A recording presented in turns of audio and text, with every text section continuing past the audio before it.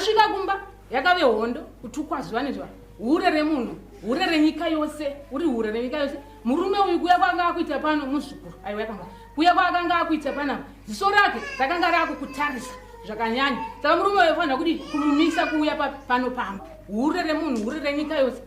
Kai rimwe zuva takwira bhazi yaenda kurufuta dzoka zvakanzi hauna chikomba chimwe chete. Pane murume anonzi Mhofu, chikomba chako futi. Mhofu uyo ivo vanoera Mhofu. Takaenda kunotenga masofa angu kadomo, ndikauya nemasofa ndikaona wakagara naMhofu panze. Zvikanzi pobai pawakandoona ndakagara naye pane akanga atondiudza kuti iwewe auya zotambira madhamu, aya zotambira girlfriend yake kutambira masofa.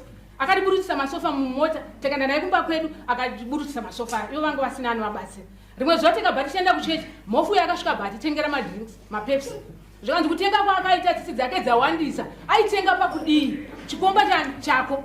Tabva ipapo Mhofu ivo vakamboenda kuBotswana chinorima mapfunde edheuti. Mhofu akabva ati akauya pamba akati amai Mhofu ndiri kukumbira marara emapfunde ndoda kubika chidoro. Ndibva ndamuti marara uya mutore zvenyu.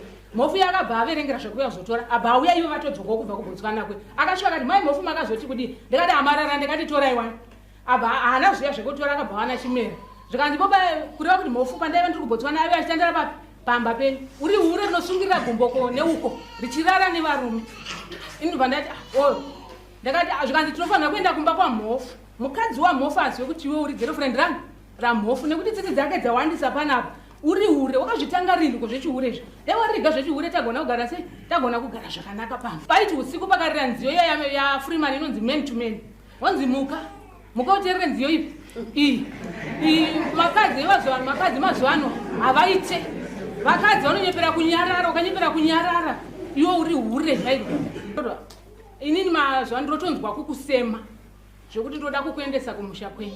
Ndati aiwa kana muchinzwa kundisema izvo zvazvina kuipa, asi ndoda kuti chokwadi chitange chabuda pachena.